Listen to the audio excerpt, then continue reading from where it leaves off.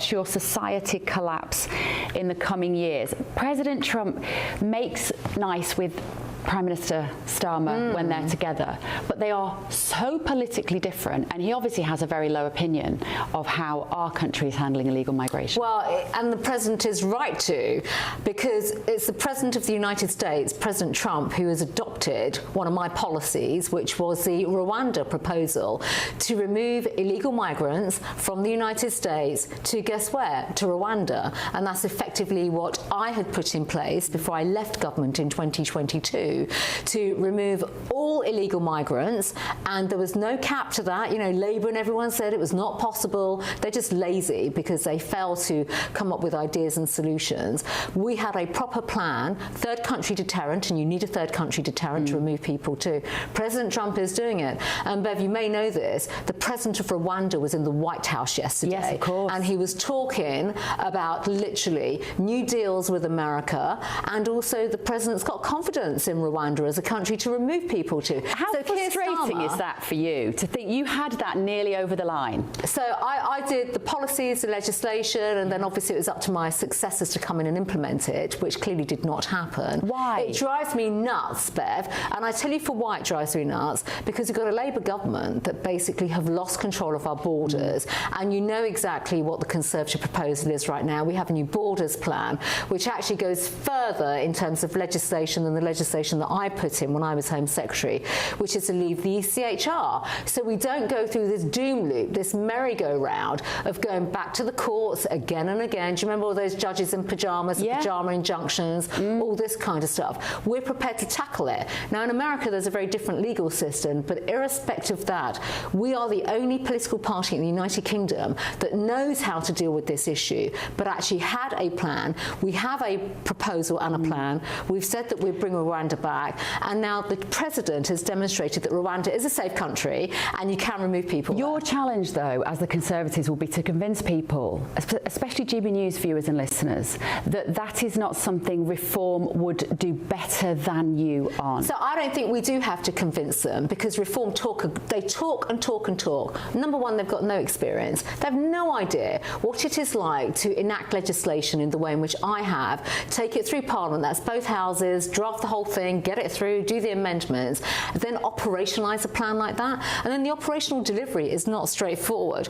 I know, because I spent time in Rwanda working with the government of Rwanda. I had to deal with all the international organisations and things like that too. But you have to have these skills and ability to navigate your way around the system to do it. We have that experience, and believe you me, that it's a different world to just sort of saying, this is what we would do, to actually getting on and doing it. But if you've put all that in place and America is already using Rwanda, that's got to be as simple, surely, as if Nigel Farage is Prime Minister, just flicking a switch and making it happen. It is not like that at all. You've got to have trusted relationships for a start. You've got to build the connections. You've got to agree how it's going to work and how it's going to operationalise. Getting people on planes and things like that may sound easy, making trivial and flippant comments saying, oh, it's all so easy, I can just do this. You actually have to operationalise these plans. We have the experience. We also, by the way, in the Conservative Party, we are a team, bringing all our collective experience together. You know, we've got a strong leader in Kemi. She relies on the likes of, whether it's Chris Philp on migration issues, Mel Stride on the economy. Look how he's completely frazzled the Labour government, and Rachel Reeves, who's been an appalling chancellor. She's a terrible chancellor, but also of the budget and the budget lies. And myself, when it comes to overseas, foreign affairs, relationship building, having those direct conversations, you know, and it's built on trust and long-term relationships. All right, that was part one of Bev's big interview with Dame Prissy. Part two is coming up very soon. We'll get reaction as well after the break from our panel here in DC and in London as well. And we'll also dive straight into some of Prissy's explosive accusations, including this. Drives me nuts, Bev, and I tell you for why it drives me nuts, because you've got a Labour government that basically have lost control of our borders, and you know exactly what the Conservative proposal is right now. We have a new borders plan, which actually goes further in terms of legislation than the legislation that I put in when I was Home Secretary, which is to leave the ECHR. So we don't go through this doom loop, this merry-go-round of going back to the courts again and again. Yeah, I'd like your reaction on this. gbnews.com/your say. In that first part, Dame Pretty said, I don't think we have to convince GB News viewers. Reform, talk, and we've been in government, we know how it works. Well, the truth of the matter is, under Dame Pretty's leadership as Home Secretary, 3.8 million gross migrants came into the UK. So, I don't know, gbnews.com/your say. Reaction to that after the break. Don't go anywhere.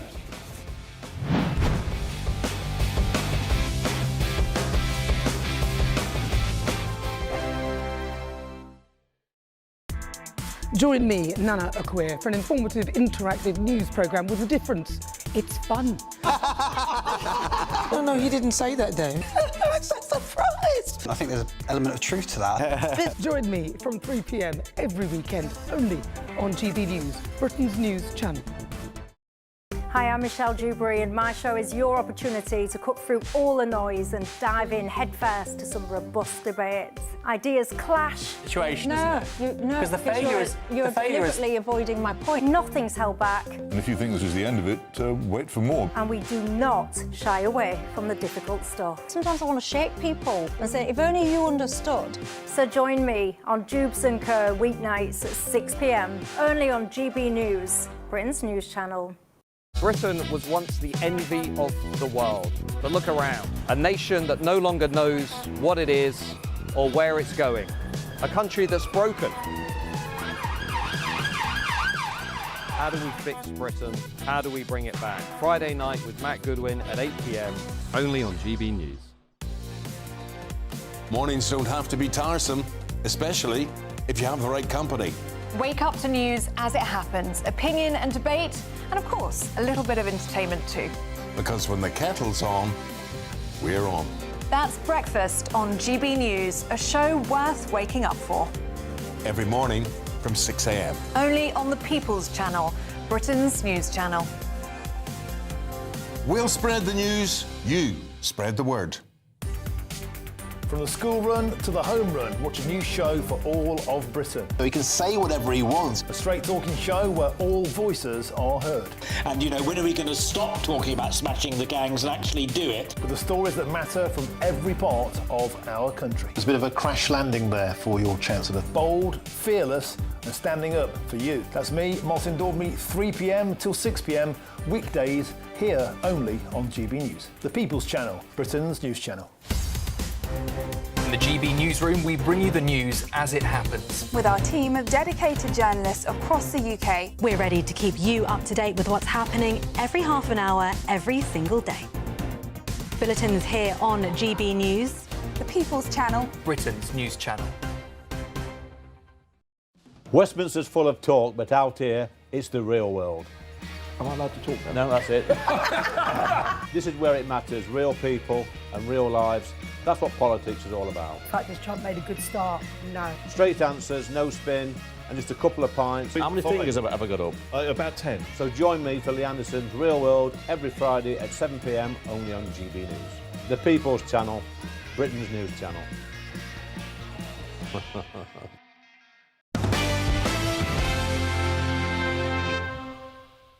We had a proper plan, third country deterrent, and you need a third country deterrent to remove people too.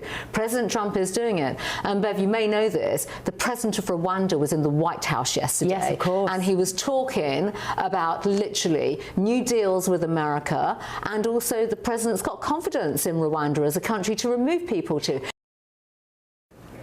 Hello, welcome back to The Late Show Live. Let's dive straight into some of those bombshell lines from our exclusive interview with Priti Patel, shall we? Joining me in Washington, D.C. is my panel tonight, the border and immigration expert Simon Hankinson, and in London, the journalist and broadcaster Christo Foufas, who seems to know lots about football. I'll surprise Christo, we'll talk about that later, and journalist and political commentator Jonathan Liss. Jonathan, you're standing to attention. Are you okay? I'm very well, thanks, Ben. How are you? Yeah, not bad, thank you, not bad. You stay standing. Christo, first of all, let's come to you. I was rather shocked, actually, by a line in that Priti Patel interview where she was saying, we, the Conservatives, don't need to convince GB News viewers to trust us because we know how it works. Reform UK are talk. They've never been in government. We've been in government. We know how it all works. And I just thought, Well, yeah, you do know how it works, and your delivery was 3.8 million gross migrants in the UK under your leadership. So, I don't know, am I being a bit harsh there on Dame Priti, Christo? No, because I quite like Dame Priti Patel. I thought, by the way, I know that this is probably politically incorrect to say this, I thought she also looked fantastic. It was just, like, you know, whatever she's doing, she looked great. But I think that there was a little bit of complacency and a bit of arrogance in that, actually, because, I mean, it's a great selling point for the Conservatives that they are actually, if you look historically, the most successful political party in history when it comes to the winning of elections. However, they had 14 years that are of failure. And even though Kemi Badenoch in the last couple of weeks seems to be breaking through a little more, she seems to have found her stride a little more, the biggest criticism is, for 14 years, you didn't solve XYZ problem that we're now talking to you about. So to think that the fact they have experience, when that experience didn't lead to problems being solved, is enough for them to sell themselves on in the next election, I think is, like I say, it's either a little bit arrogant or it's a little bit complacent. I still think there's life left in the Conservatives, but they've got to sell themselves as to what they're going to do differently, how they're going to use that experience. Yeah, Simon, I like Dame Priti. I like her personally. I think she's good fun. Thought she looked great as well. Don't care about saying that. Although I agree with Christo. I think there was a slight air of arrogance there. Also, she did an interview in January where she refused to apologise about the Tories' migration record. She said there's nothing to apologise for, and I just don't feel much has changed since then.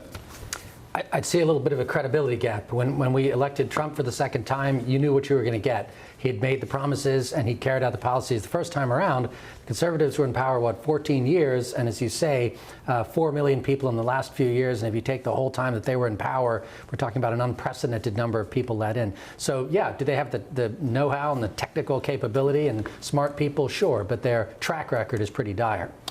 Jonathan, one thing that Priti said that they do have an advantage over reform, aside from just having been in government previously, they said we've won election after election, the Conservative Party, because we've been able to increase people's living standards. I guess that's true. You can give them that, Jonathan?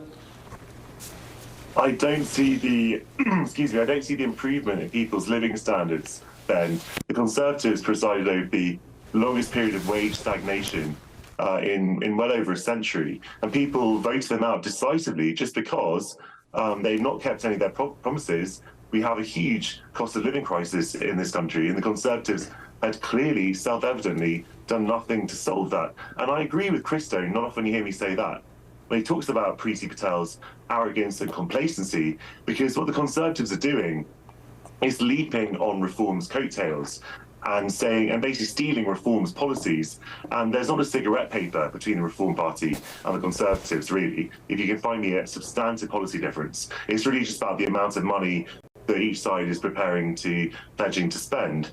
And so when you have the Conservatives doing that, people are rightly going to say, well, we don't believe you, and you had all this chance to deliver, and you didn't take it. So actually, people will, if people are planning to, on their right, if people are planning to vote for a right-wing party, they're not going to vote for the party that has a proven record of failure. They're probably going to vote for the party that is something new because they're fed up with all the other options. Yeah, Christo, talking of something new, do you think, again, I don't want to attack Priti personally, but do you think Kemi Badenoch maybe has a challenge ahead of her with regards to Priti as Foreign Secretary? Because I think, correct me if I'm wrong, she's one of the only shadow cabinet members who is of the old guard. She was of the Boris era. I can't remember anybody else. Chris Philp certainly not, maybe. Jenrick certainly not. Do you think maybe she is maybe one of the last links of the old Tory guard that Kemi is trying to present a new Tory party, but she's kind of representing the old school who arguably failed? And I think that's why it's so disappointing to hear her being so complacent and so cavalier about the mistakes that they'd made, because I think experience is a really good thing when you've got people who want to go back into government, without a doubt, knowing how it all works. Remember the chaos when Labour were first elected, and it all, because none of them had actually done it before. But what you really want to hear is, look, we've got experience, but we've got to learn from those mistakes so that that experience is better. And so I think to your question, yeah, that is a potential problem. I do think so, because Kemi Badenoch, I think, is I've always liked Kemi Badenoch. I think she's starting to come into her own, as I said. But also, what I like is that she's not pandering to this idea which Reform are, and I get why Reform are filling this void, but Kemi Badenoch isn't trying to come out with a policy every week, isn't trying to fill the news cycle. What she's doing is saying, look, we're going to be considered. We're going to come out with things. You know, it was only the last conference that she really came out with, you know, this policy about stamp duty and all of this sort of thing. That's a year into her being leader. So I think on that, it's great that she's selling experience and thinking things through and not coming up with policy on the hoof. But then you've got someone like Priti Patel undermining that by saying, well, look, actually, we're not going to learn from our mistakes because we didn't make any mistakes. Yeah, interesting. Victoria Churchill is here, the Daily Mail reporter, US political reporter for the Daily Mail here stateside. Victoria, good evening. Thank you for joining us. Priti Patel, let me show you the clip, actually. This is the moment she pledged that the Tories would leave the ECHR. Drives me nuts, Bev, and I tell you for why it drives me nuts, because we've got a Labour government that basically have lost control of our borders, and you know exactly what the Conservative proposal is right now. We have a new borders plan, which actually goes further in terms of legislation than the legislation that I put in when I was Home Secretary, which is to leave the ECHR. So we don't go through this doom loop, this merry-go-round of going back to the courts again and again. What do you make of that, Victoria? The commitment to finally leave the ECHR. I guess it came after Reform led the way, but at least they're now following in their footsteps. They see what is happening in the polls, right? Yeah, I mean, obviously, as we've talked about for weeks, every single week that we're on here, we talk about immigration in some way or another. It's a problem both in the US and the UK. And I think commitment to foreign organizations is something that we're trying to roll back here stateside. And, you know, I think not only Reform have led the way, but I think here in the US, I think we've led the way to a more restrictive immigration policy, which has the priorities of the nation that you're supposed to represent, whether that's the US here or the UK abroad.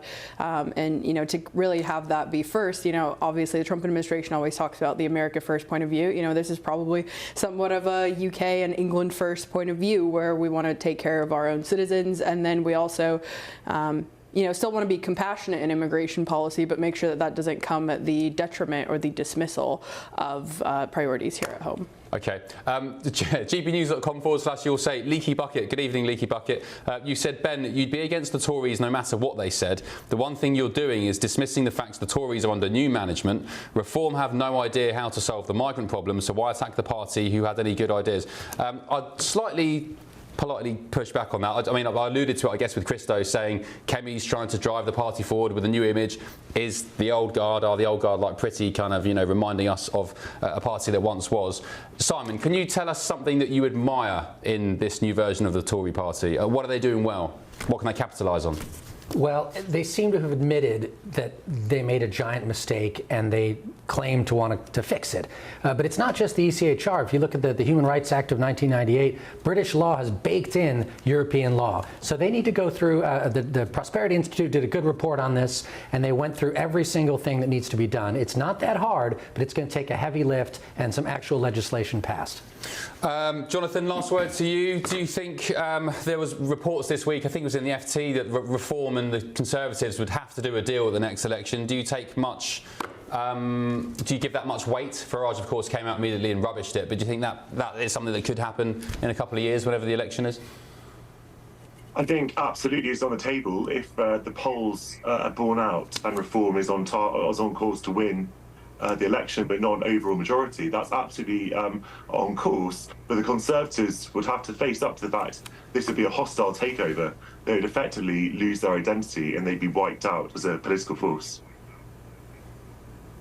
So you think actually you think Reform at this point holds the cards when it comes to any sort of merger?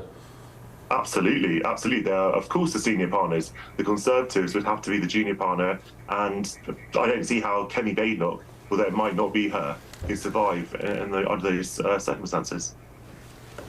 Does that scare you as a? I'll call you a lefty, as you know, in jest, as someone who's on the left of the argument. As a lefty, does it scare you that they could mop up, say, 50% of the vote if they were combined, according to polls? Well, I don't think they're going to formally coalesce before the election. It would have to be something that happened afterwards. The Conservatives are not going to voluntarily consign themselves to oblivion. But if you're asking me about the prospect of a reform-led government, I'm terrified by it, Ben. I think it would be a catastrophe for this country, and I'll do everything in my power to try and stop it. Okay, good man. Thank you, Jonathan. You can get yourself to bed. Thank you for staying up with us. You're halfway there, so thank you. Appreciate your company. Christo, we'll catch up with you in the next hour or so, or later this hour, and my panel are staying with me all throughout the night. Right, on the Late Show Live, we want to hear what you are thinking and asking about tonight's topics. We're asking you in a poll today, is President Trump right to suggest Britain's facing societal collapse? Of course, this comes off the back of this Truth Social post he reposted. You can take part in that by scanning the QR code on your screen now. Get your camera out on your phone, scan the QR code, and a little link should pop up. Just tap it and it will take you through to the poll. I'll bring you the results of that poll very shortly. On the issue of crime in London, Sir Sadiq Khan has previously said in a statement, the evidence is clear that his approach to crime is working, adding that violent crime with injury is down in every London borough, with police making 1,000 extra arrests a month and prevention schemes providing more opportunities to steer young people away from violence and exploitation. And the Met Police's Assistant Commissioner Rachel Williams has also previously stated they are disrupting criminal networks to ensure London is becoming a safer city. Very good. And on the issue of illegal migration, Home Secretary Shabana Mahmood has previously said these small boat crossings are utterly unacceptable and the vile people smugglers behind them are wreaking havoc on our borders. We've detained and removed more than 35,000 who are here illegally. Our historic deal with the French means those who arrive on small boats are now being sent back. One more for you on the issue of the economy. The budget and Rachel Reeves, the Prime Minister, has previously pointed to an increase in growth which defeated and beat OBR forecasts. An increase to the national minimum wage, 5 interest rate cuts and record investment. The Treasury also maintains that it's unfair to say Rachel Reeves misled the nation ahead of the budget, with the independent advisor on ministerial standards today confirming that Rachel Reeves will not face an official probe into claims she lied about the state of the economy before the budget. Coming up on the Late Show Live. I came back from Israel last week and I have described them as the Hamas Broadcasting Corporation. Part 2 of the explosive interview with Dame Priti Patel as she rips into the BBC, absolutely tears into them, and unleashes a new bombshell claim about their reporting and how she was treated during her time as Home Secretary. But first, welcome the very first winner of the FIFA Peace Prize, the 45th and 47th President of the United States of America, Mr. Donald J. Trump. I'm so looking forward to the World Cup in America here next year. I can't wait. It's going to be a massive spectacle. But today's draw, or the build-up to it, was an absolute joke. I'll tell you why. We had inside access to the World Cup drama at the Kennedy Centre. Scotland, of course, get Brazil. Going to be a great game. England get Croatia, a repeat of the 2018 semi-final. And President Donald Trump, well, he got FIFA's first ever Peace Prize. This is the Late Show Live. Back in just a sec.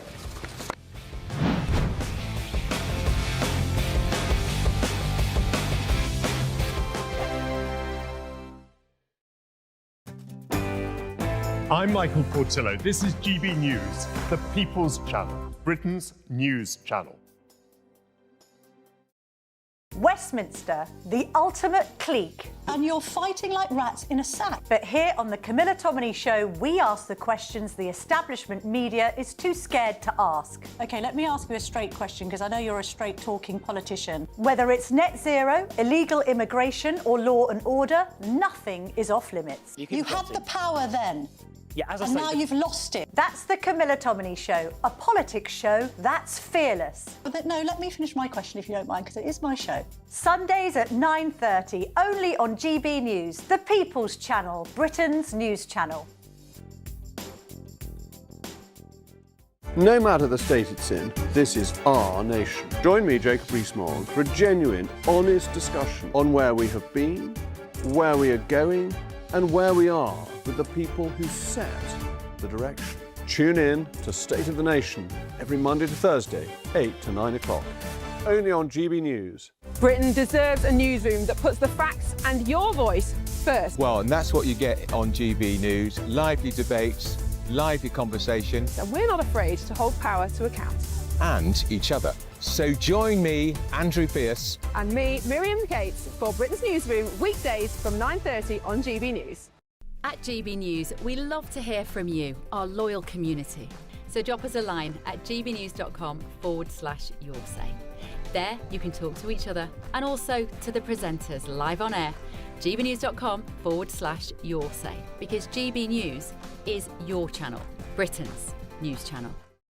Westminster's full of talk, but out here, it's the real world. Am I allowed to talk now? No, that's it. This is where it matters, real people and real lives. That's what politics is all about. The fact has Trump made a good start? No. Straight answers, no spin, and just a couple of pints. How many fingers have I got up? About 10. So join me for Lee Anderson's Real World every Friday at 7 p.m. only on GB News. The People's Channel, Britain's news channel.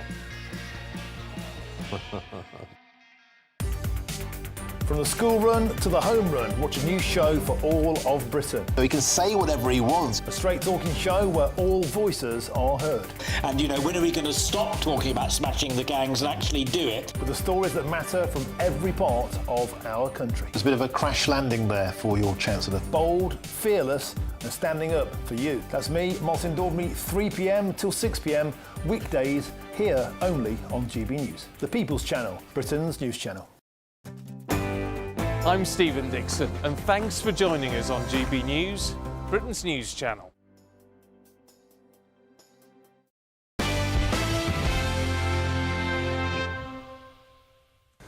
Welcome the very first winner of the FIFA Peace Prize, the 45th and 47th President of the United States of America, Mr. Donald J. Trump. Well. President Donald Trump has been named the first ever winner of FIFA's new Peace Prize. It was announced today at the Kennedy Center in Washington, D.C. He got a medal, look. He got a certificate. It was all quite bizarre, actually. He claims, or helped with the award givers, I guess, they said the world is a safer place now because of the president, and Mr. Trump accepted the award at the 2026 World Cup draw today in Washington. It's a newly created honour, and it's designed to recognise efforts toward global harmony, and the FIFA president said that Donald Trump's leadership on the world stage made him their first choice, a well-deserved. A little earlier today, I of course had inside access to the World Cup draw itself, where I filed this little report. Ben Leo here for the Late Show Live on GB News, and we've just finished the World Cup draw at the Kennedy Center in Washington, D.C. A marvellous spectacle, and the groups have been announced finally. England, the team you've all been waiting for, have been drawn into Group L alongside Croatia, Ghana and Panama. Croatia and Panama, key games there, because in 2018 England played Panama in the group stage of the World Cup. We thumped them 6-1. They won, Harry Kane bagging a hat-trick on that occasion. We went on during that tournament to face Croatia in the semi-finals. You may remember we went 1-0 up after just a few minutes. A banging free kick from Kieran Trippier, sending us into half-time with the lead. However, we lost in extra time. It was the World Cup that could have been that never was. Elsewhere, Scotland, they've been drawn into Group C, another cracking group. They'll start their World Cup journey with a match against Brazil, no less. Then they face Haiti and Morocco as well. And you'd have to say, Brazil aside, perhaps, unless they get pretty lucky that day, you'd think they'd be confident enough to see off Haiti and Morocco to maybe, fingers crossed, advance through to the last 16. England's first game will be in either Dallas or Toronto. We don't know yet. That will be announced tomorrow on Saturday. And it's going to be one of the most expensive, unfortunately, World Cups going in recent history. Reports suggest that if England or Scotland fans want to follow their teams across all three North American nations, Canada, the USA and Mexico, it could cost them as much as £20,000 should they get to the last 16 and indeed even the quarter-finals. So a real spectacle here in Washington, D.C. 6 months until the big tournament. President Donald Trump, who was awarded with a Peace Prize, the first ever FIFA Peace Prize here in Washington, D.C. for his claim of ending 8 wars all around the world. He was very happy, very overjoyed today that he was saying the ticket sales for the North American World Cup are at record highs. He says no other event, no other tournament in World Cup history has sold as many tickets as this event. So 6 months to go. And fingers crossed, it's not just England and Scotland making their way to North America for the World Cup next summer. Wales and Northern Ireland, they are still in contention. They've not made it just yet, but they have a crucial qualifier, World Cup qualifier, still yet to be played. So we could see one of either Wales or Northern Ireland joining Scotland and England in the United States, Mexico and Canada in just 6 months' time. Right, there we go. Joining me in Washington tonight is my panel, the reporter for the Daily Mail US, Victoria Churchill, and the border and immigration expert, Simon Hankinson. And in London, Christo Foufas is back with us. Christo, you surprised me earlier, you naughty so-and-so, with your football knowledge. I think you were saying Gareth Southgate was a great manager, no, but I argue that he bottled the 2018 World Cup semi-final. He bottled the Euro 2020 or 2021, COVID happened, final against Italy. I think he did a bad job, Southgate, but you disagree. Well, he got us further than any manager in the last 2 decades. I mean, we always would get close and then we wouldn't get there. We got to finals. We actually got to the final, which is unbelievable. I don't know if anyone should have won it, Christo. I'm sorry, we should have won it with that squad.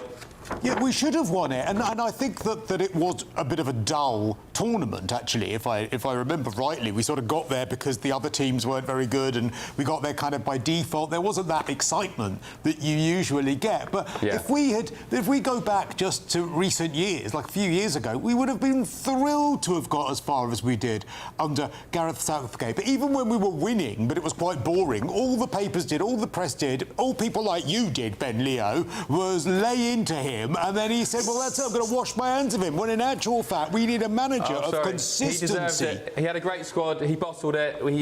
Anyway, I went to the draw today. It was, I'm not going to bore you viewers and listeners, but it was one of the worst mornings of my life. Stuck in snow for 2 hours. FIFA had one tent with 3 security gates. Thousands of media trying to get in. I almost lost my poor little tootsies. Simon, do you like football? Do you care? I have to pretend I do because I was born in London and my dad was an Arsenal fan. Yes, come on you Gunners. But Americans aren't super into soccer, but I think we call it soccer. We're gonna get into it over the World Cup because we do like a big event. What do you make of the Peace Prize President Trump was given today? You know, you can never go wrong by giving President Trump an award. Let me just put it that way. I've never heard of this award before, but I'm sure FIFA was pretty smart about what they were doing. Yeah, Victoria, I'm sorry. Well done, President Trump. He deserves every accolade for ending 8 wars. But I thought this whole, with respect to FIFA and the president of FIFA, I thought that whole ceremony, it took 90 minutes to get to the draw itself, to find out who was playing who. I've got my little bingo card here, I was writing down. 90 minutes of absolute nonsense, including that prize-giving ceremony, giving Trump a medal, giving him a certificate. Did you see it? I didn't watch it, but first of all, my husband, I don't think, would let me back in the front door if I did not say that we were 3 for 3 of the Arsenal fans here on the panel today. So I think Ofcom might have a problem with that because we're being too partisan towards Arsenal. But yeah, my husband's a 3rd generation, at least, Arsenal fan. We've got a scarf in our house that's from his grandfather. So yeah, big Gunners. But a family that I married into of a Gunner family. I didn't grow up being the biggest football or soccer fan.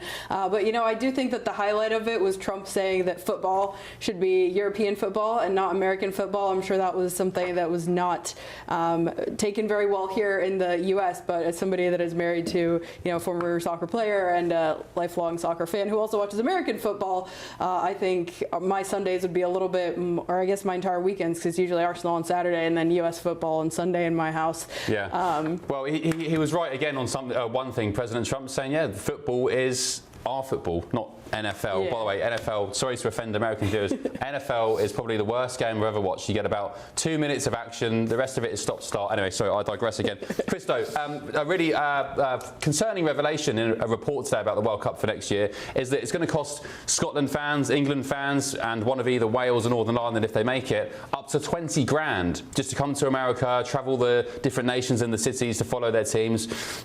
I mean, it's extortionate. I think it's going to be one of the most expensive, from a fan's perspective, World Cups in history. Yeah, that's terrible. I mean, imagine that. You want to go and support England, support your team, and it's going to cost that amount of money. And if FIFA had some sense, what I would have been doing is said to Donald Trump, can you make it a bit easier? I suppose FIFA are the ones that are making it so expensive as well, aren't they? But, I think it was a genius move. Just go back to your other question as well, though, about you're never going to go wrong, as Simon said, giving Donald Trump an award. It's like when Keir Starmer pulled out the invite from the King. That is always the strategy with Donald Trump. Invent an award. Find something on a sideboard. Give him a vase. Give him anything and tell him it's a big award, because you're always going to be in his good books. But yeah, the prices are awful, astronomical, terrible. But then all live events are like that now. I won't even tell you what I spent on Madonna tickets. No. How much? Oh, probably a few £1,000 I spent. Well, I went about 6 times, so that's why. Oh, my, right. That's ridiculous. That's ridiculous, Christo. Well, I hope you enjoyed yourself. Well, I did. My credit card company enjoyed it more. They were thrilled. You're still paying off. Thank you, Christo. We'll catch up in the next hour or so. Somebody said on your say, Alan, good evening, Alan. Thank you for tuning in. You said, don't forget, you Gunners have a cross to bear with Starmer. Oh, tell me about it. I think Osama bin Laden was also an Arsenal fan. He was once pictured at Highbury. True story. Jeremy Corbyn is an Arsenal fan. Starmer's an Arsenal fan. I might have to become a Spurs fan, actually. Anyway, still ahead on The Late Show Live. Absolutely appalling, and it tells us everything we need to know about what is, quite frankly now, an authoritarian socialist government in the United Kingdom. Part 2 of Bev Turner's big interview with Priti Patel as she unleashes on the BBC and, of course, the government. But first, Meghan Markle has finally, and actually I'm very pleased about this, she's finally contacted her estranged father, who is in intensive care. And within the past few moments, Samantha Markle, Meghan's half-sister, has launched a scathing and devastating attack on the Duke and Duchess of Winch. More on that in just a tick on The Late Show Live.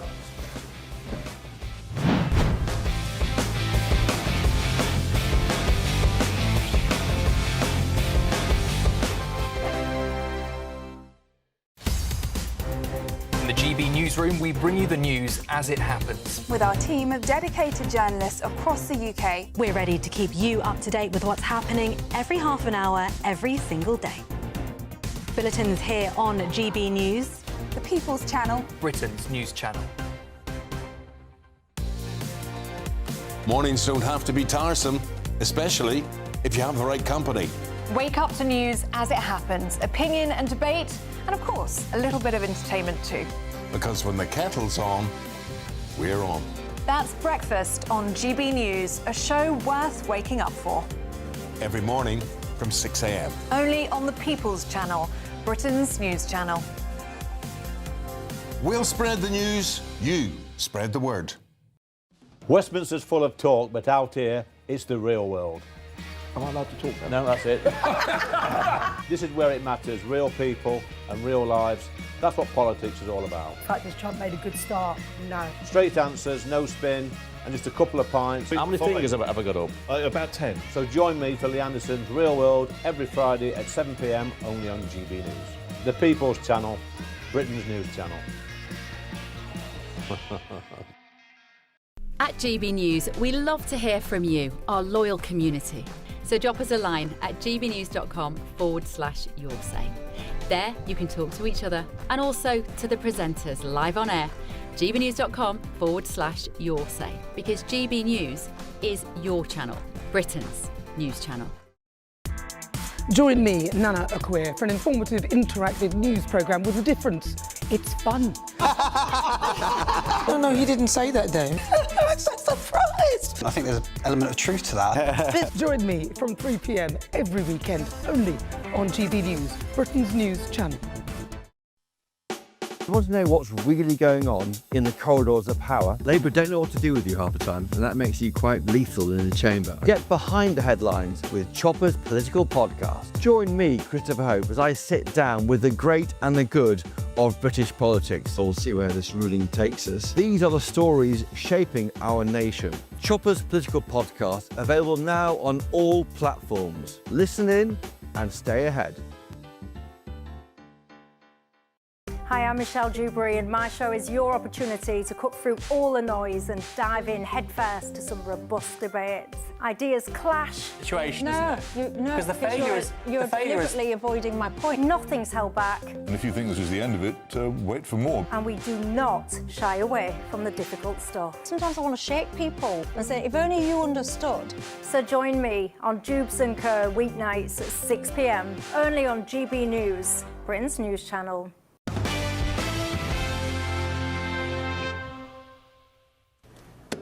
Welcome back to the Late Show Live. Some very quick your says. Janet, good evening. You said my partner Nick is a lifelong Arsenal fan. Nick's a great guy, I know he is. And I am the F1 fan. Janet, I hope you're watching the Abu Dhabi race on Sunday. I cannot wait. It's 8 a.m. here in America, so I'm going to wake up on Sunday morning and tune in to see who wins the championship. Hopefully Max. Good luck, Lando, though, as the Brit. Andrew, you said no, Ben. There's no such thing as we should have won. The squad either delivers or it doesn't. England's got as far as their talent and temperament took them. I disagree. We were 1-0 up in the Euros final against Italy, went 1-0 up, and Southgate put the handbrake on. Absolutely, I was about to say something, well, how can I say it without getting sacked? He got scared.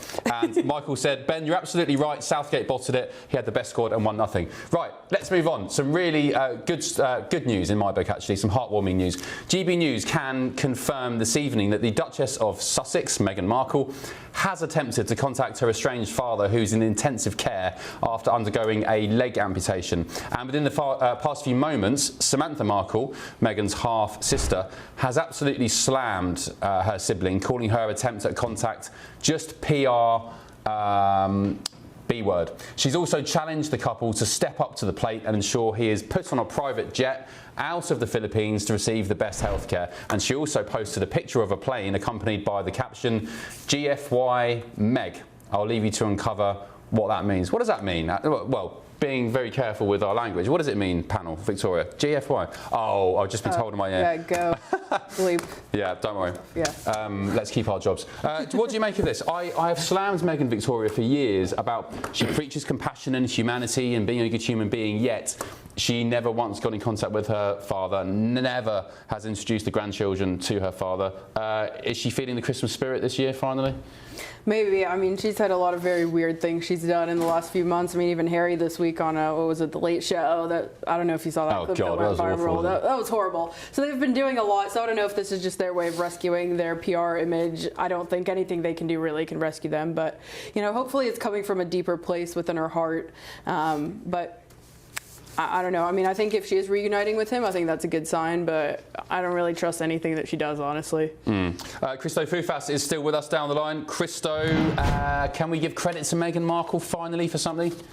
Well, I mean, it's an interesting one, isn't it? That her father, who, of course, let's not forget, paid for her education, put her into a private school, completely unacknowledged, by the way, in any of the documentaries and the nonsense that we've seen in any of her shows. But it's interesting that the threshold on the Meghan meter of when you would contact your ailing father, heart attack, that wasn't enough to get contacted. A stroke, no contact there. But an amputation, oh, that warrants some contact from her. And you're right, it probably is some sort of PR move, or they're going to use it to do some sort of line in, I don't know, get well gifts or any of the other tat they try and sell. And that's because that's, of course, all that this hideous couple actually care about. Anything they do is about monetising their brand. That's why they don't like the royal family, but they'll cling on to them for dear life. They will make sure those children have got those titles. Why? So that they can sell tat or do nonsense television shows which give absolutely nothing. They don't entertain, they don't educate, they certainly don't inform.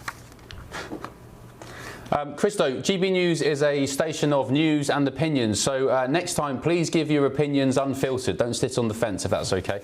Simon, are you a big Royals fan? Are you a Meghan fan? I can't imagine you've been tuning into Meghan's Netflix Christmas special. I'm a staunch royalist. My grandmother taught the Queen to dance and King Charles, but I'm not a huge Meghan Markle fan. I find the Meghan and Harry show vulgar, from the names they give their kids to the jams flogged on Netflix. So I wish her well with her family. And what's wrong with their kids' names? I think it's tacky. I mean, you know, Lilibet was a nickname for the Queen, and I don't know if the Queen would have approved of that. Apparently not. And you know, why not just give the son a full name and then a nickname instead of just shortening it? That's just, you know, they can name their kids whatever they want, but yeah, do you know my favourite show. Yeah, I'd forgotten about the Lilibet scandal. I was at the Sun at the time, and it was absolutely true. You know, as far as we understand, the Queen, the late Queen Elizabeth II, was absolutely furious. Christo, has Samantha got a point? Should Meghan and Harry fork out now for a private jet, getting Thomas out of the Philippines for top-tier healthcare in the US? Well, they can certainly afford it, and I think it would be a nice gesture if they did, and it would. I mean, the problem is, and perhaps I'm just horribly cynical, but it's really difficult to see anything they do without seeing it through the prism of monetising things. And it would be great if she did it from a familial point of view and from actually making sure that her father was well. But is it also to give credibility to the stuff in her series where she talks about family and talks about wanting to be, you know, this wonderful, warm-hearted family life that she seems to want to have? And of course, the fact that she cut herself off from her own father was always the disconnect with that. So it's difficult not to see it like that. And of course, and just very quickly on the Lilibet thing, I mean, yeah, that was pretty awful, but probably not as awful as making racist allegations on the Queen and Prince Philip who were on their deathbed at the time. Yeah, I mean, their entire catalogue of behaviour is pretty vulgar, as Simon said, so I don't have much sympathy, but I will give her the benefit of the doubt this time. I hope she reconciles with her father. More coming up in the next hour, including this whopper. Absolutely appalling, and it tells us everything we need to know about what is, quite frankly now, an authoritarian socialist government in the United Kingdom.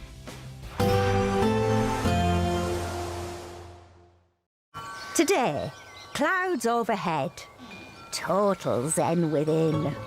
Box Solar sponsors the weather on GB News. Good morning, this is your GB News weather update from the Met Office. Now, tomorrow for many does look like the wetter day of the weekend, but that's not to say today is going to be dry. No, not at all. There is plenty of showery rain around. Outbreaks of showery rain sweeping through on relatively brisk winds. There will be some bright, maybe even sunny spells for a fair few of us in between those showery bursts, but some of those bursts could be quite heavy, particularly around western areas. Some hail, some thunder mixed in with them too. Now, temperatures, if anything, are going to be a little bit above average for the time of year. High single figures, low double digits towards the south. But when you factor in those brisk winds, it's not going to feel especially mild at times. As we go into this evening, not a huge amount changes. So around the Northern Isles is staying a mixture of some drier periods, but also plenty more showery bursts of rain. Similar across western Scotland, further east across mainland Scotland, a little bit drier, some clear spells as we go into the start of the night. Showery rain affecting much of Northern Ireland and particularly around northern and western parts of England and Wales. Further south and east, a little bit drier here, fewer outbreaks of rain, not totally dry, but a bit drier, that being said. Now, as we go overnight, a lot of the showery bursts of rain are actually going to ease and clear away. There will be some drier, clearer, quieter weather for a time, but across parts of the southwest, things are going to turn increasingly cloudy, wet and windy as a system pushes its way in. Here, it's going to be quite mild. Elsewhere, with that calmer weather, temperatures dropping a fair bit lower than they did last night. As we go through tomorrow, that rain in the southwest will spill gradually further north and eastwards. Now, it is going to be quite persistent and could also turn heavy at times, particularly across Northern Ireland, where we've seen some recent impacts from the heavy rain, and then also elsewhere as it makes its way north and eastwards. Watch out for some heavier bursts. Something a bit drier following in from the southwest, but still some outbreaks of rain mixed in, and temperatures, well, similar to today. Today, clouds overhead, total zen within. Box Solar sponsors the weather on GB News. Mornings don't have to be tiresome, especially if you have the right company. Wake up to news as it happens, opinion and debate, and of course, a little bit of entertainment too. Because when the kettle's on, we're on. That's Breakfast on GB News, a show worth waking up for. Every morning from 6 a.m. Only on the People's Channel, Britain's news channel. We'll spread the news, you spread the word. Hi, I'm Michelle Dewberry, and my show is your opportunity to cut through all the noise and dive in headfirst to some robust debates. Ideas clash. Situation, no, isn't it? No, Because the failure is you're deliberately avoiding my point. Nothing's held back, And if you think this is the end of it, wait for more. and we do not shy away from the difficult stuff. Sometimes I want to shake people and say, if only you understood. So join me on Jubes and Kerr weeknights at 6 p.m. only on GB News, Britain's news channel. Join me, Nana Akweer, for an informative, interactive news programme with a difference. It's fun. No, he didn't say that, Dave. I'm so surprised. I think there's an element of truth to that. Join me from 3 p.m. every weekend, only on GB News, Britain's news channel. At GB News, we love to hear from you, our loyal community. So drop us a line at gbnews.com/yoursay. There, you can talk to each other and also to the presenters live on air. gbnews.com/your say, because GB News is your channel, Britain's news channel.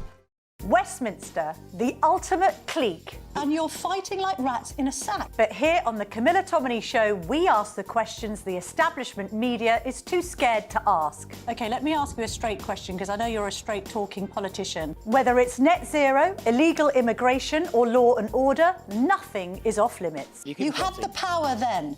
Yeah, as I and say, now you've lost it. That's the Camilla Tominey Show, a politics show that's fearless. No, let me finish my question if you don't mind, because it is my show. Sundays at 9:30, only on GB News, the People's Channel, Britain's news channel.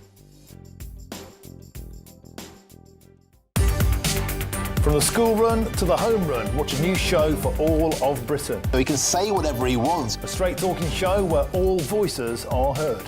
And, you know, when are we going to stop talking about smashing the gangs and actually do it? With the stories that matter from every part of our country. There's a bit of a crash landing there for your Chancellor. Bold, fearless and standing up for you. That's me, Martin Daubney, 3 p.m. till 6 p.m, weekdays, here only on GB News. The People's Channel, Britain's news channel.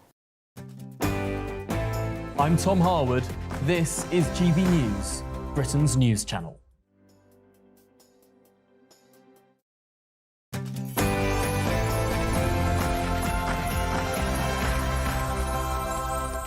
Tonight on The Late Show Live, part 2 of Bev Turner's big interview with Dame Priti Patel. Elon Musk has been clobbered by the EU, a $120 million fine, and I have perhaps one of the most heartwarming stories of the year, an 88-year-old army veteran still working at his old age. Can you guess what happened to him after going viral this week? All that and more in just a tick.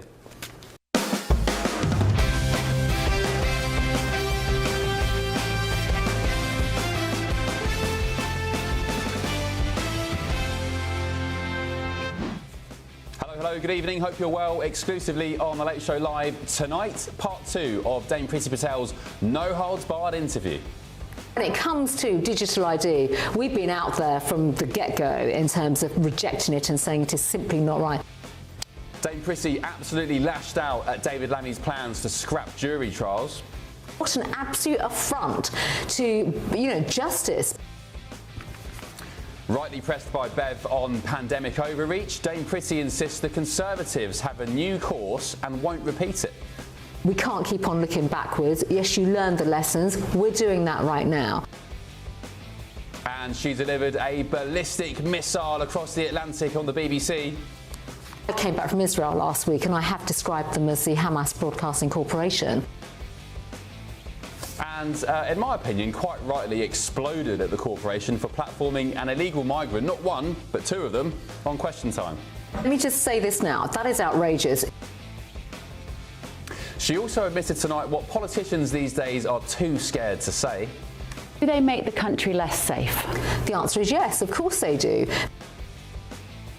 And she doesn't take any prisoners when it comes to telling us what she really thinks about delays to elections. Absolutely appalling, and it tells us everything we need to know about what is, quite frankly now, an authoritarian socialist government in the United Kingdom. We'll also be getting stuck into the front pages from tomorrow's newspapers hours before they hit the shelves back in Blighty. And of course, we're live in Washington, D.C., just yards from the White House, bringing you the stories America's talking about and that matter to Britain too, including this one, a dramatic late twist. GB News learns the Duchess of Sussex, Meghan Markle, has finally, hallelujah, reached out to her estranged father, Thomas, who is now fighting for his life in intensive care in the Philippines. And within the last hour or so, her half-sister, Samantha Markle, has, absolutely slammed the Duke and Duchess of Sussex. I'll bring you her comments very shortly. But also tonight,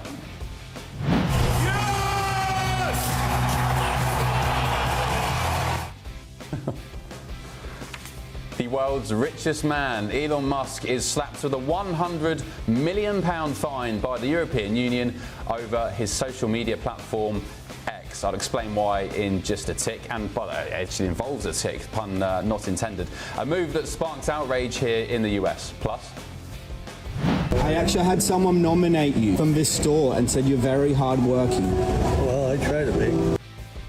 I love this story. I love it. I can't wait to show it to you. Restoring faith in humanity. I'll be speaking to the influencer behind a viral campaign that helped that US Army veteran finally retire at the age of 88. Please stick around for it. The amount raised for that guy, that chap, is truly staggering.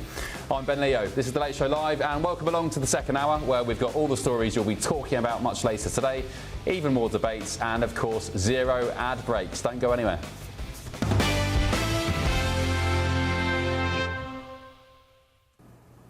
Right, let's do this, shall we? Part 2 of our exclusive interview with Dame Priti Patel is where things get even tastier. She goes after the surveillance state she says Keir Starmer is building in Britain. She's pressed by Bev on lockdowns, free speech, and whether the Conservatives lost their way. She makes an admission politicians rarely dare to say on camera as well.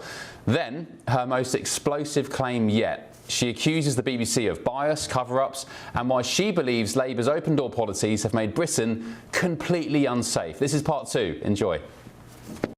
We've got the most authoritarian government I think we can remember, especially in my lifetime. We've got digital ID coming in, we've got facial recognition on every street corner, we've got jury trials being done away with. All of this, a lot of this operating outside of legal frameworks. There's not the legislation to protect people.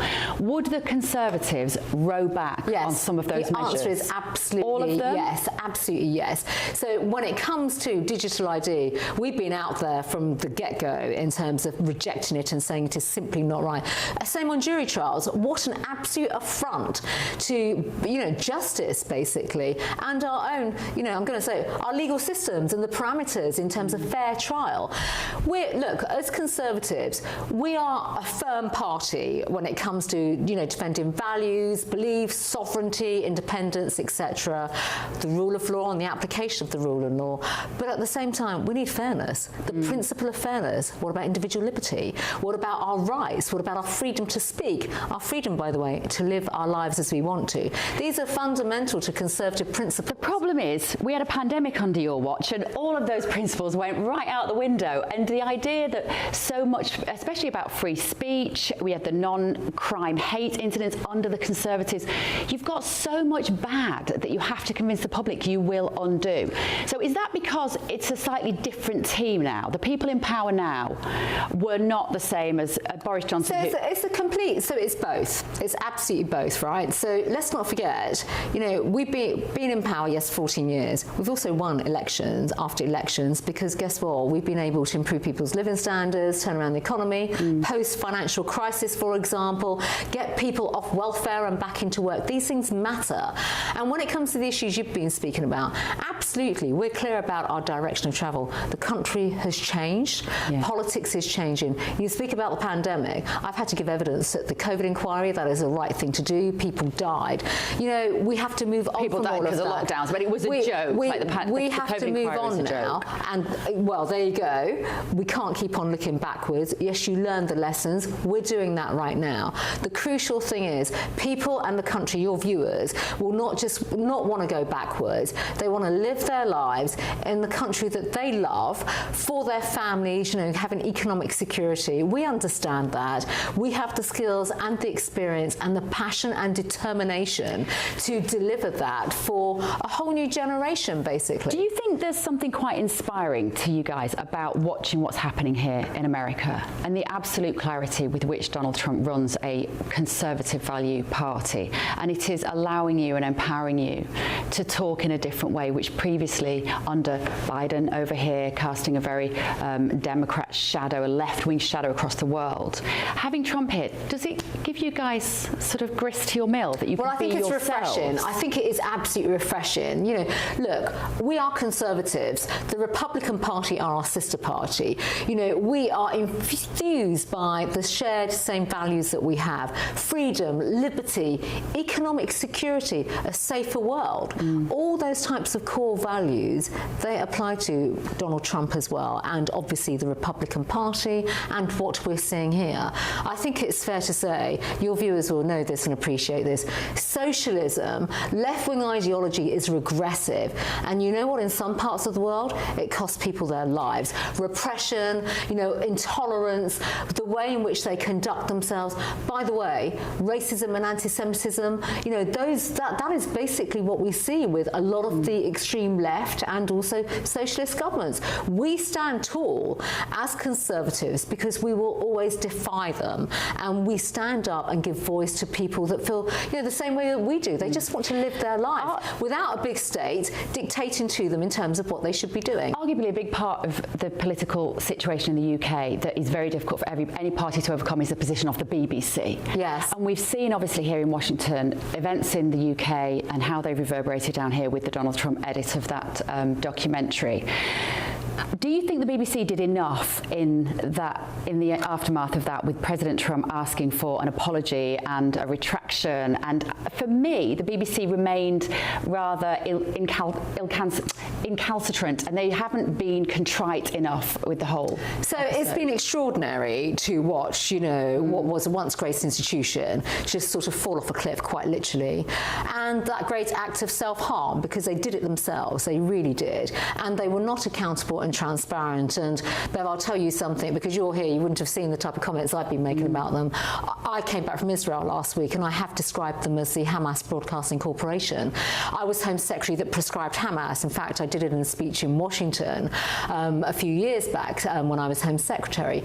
But even so, they refused post-October the 7th to describe Hamas as a prescribed terrorist organisation. So when they're doctoring footage and putting it on Panorama, that is not right, and it is beyond an apology, because this is several years later. They tried to cover it up. Let's be very clear about it. They tried to cover it up. So doing sort of like letters of apology, I mean, good luck, with having that sit-down conversation with the president.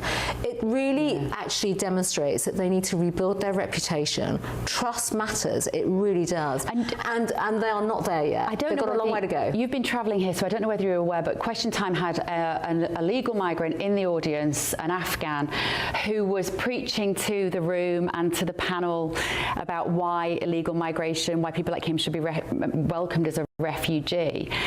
I find that quite astonishing. Do you, that somebody who came into our country illegally is platformed on the BBC like that? That's outrageous. Let me just say this now. That is outrageous. You all know from my time in government, I mean, we made it quite clear. I was the first ever minister to use the language of illegal migrants, right? And we had the civil servants and everyone else saying you can't call them that. The lefties, the Labour Party, called them irregular migrants. These are people that come into our country illegally. There are legal routes to come into our country. It's called a visa system. And with illegal migrants, they then come and abuse our system by trying to claim asylum. They are asylum shopping. They come from France, they come from safe European countries, but they claim that they're not safe. So that is why we changed, and I changed legislation accordingly. But the BBC, quite frankly, have been fueling this whole issue by platforming people in that way. And by the way, not factually reporting the real truth and the real facts behind this, because I experienced this over many years in my time in government. Whenever I spoke about illegal migration or migrants coming to our country on small boats, the back of the lorries, they would always change the way, the narrative around it, and just claim that they were asylum seekers, when in fact they're not. The majority of them were single men. They're not fleeing persecution. They are literally trying to asylum shop through European countries and come into our system to abuse our asylum system. And we try to change that. And do they make the country less safe?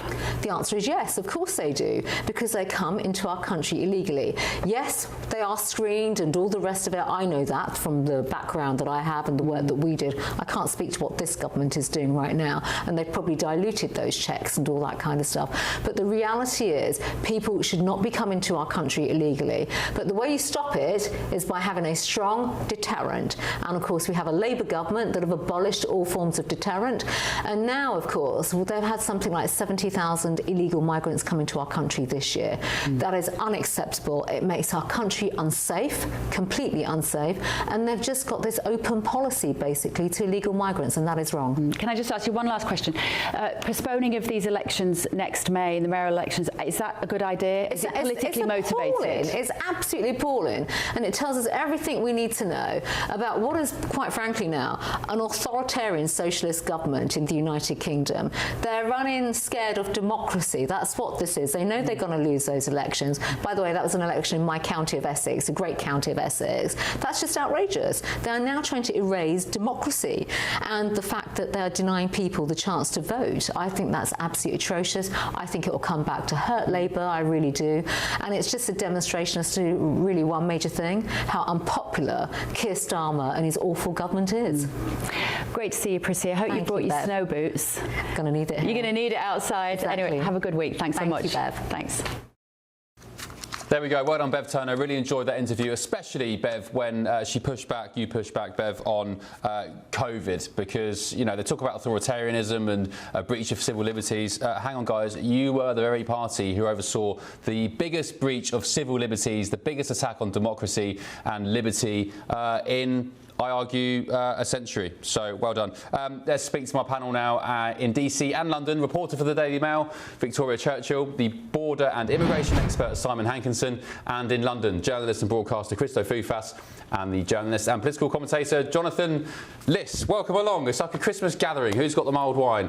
Jonathan, I will start with you. Can I focus, please, initially on the Question Time situation from last night? Do you think Prissy's right to slam the BBC for the fact that they put 2 illegal migrants onto the show to debate UK immigration policy? Nothing that Priti Patel said in that disgraceful interview. What an absolutely despicable excuse for a politician we just saw there. My jaw was completely open as she was talking. I cannot believe this woman was ever near high office, and she should never ever be near high office again. But no, of course the BBC wasn't wrong to host a debate about migration in which people who've actually experienced Britain's migration system were invited to participate. Because funnily enough, we hear on channels like this and across the ecosystem in the media, people talking about migrants, but not often talking to migrants or hearing from them about what it's actually like to come to Britain and why they might have a valid claim to be in Britain, why they might want to be in this country, what they might have to offer it, and whether we can maybe change some of the views you have around that. Sorry. Yeah, I mean, we know, Christo, why they want to be in Britain, because we give them accommodation, hotels, dentistry, bus passes to town, spending money on cards, Wi-Fi, internet heating, 3 meals a day, NHS, you know, we know why they come to Britain. Well, and also that there isn't a real deterrent for them to come here. But having said all of that, I don't believe that it was wrong in principle to have those 2 people who've been through the refugee system. And I know I might get pilloried on this, on your say, for saying this, but people who've been through the asylum system.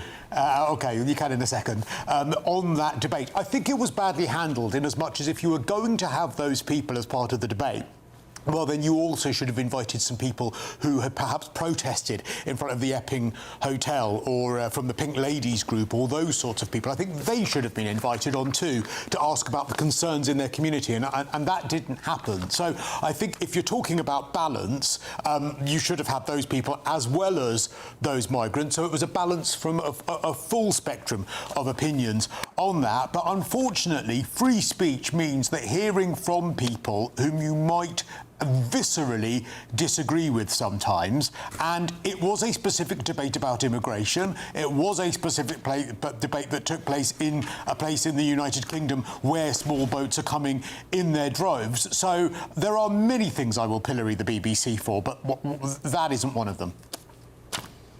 I'm sorry, I thought it was disgusting. Imagine a Brit going to Iran and going on Iranian state television and getting involved in debating and critiquing the Islamic policy of Iran and having a go at how they manage their affairs.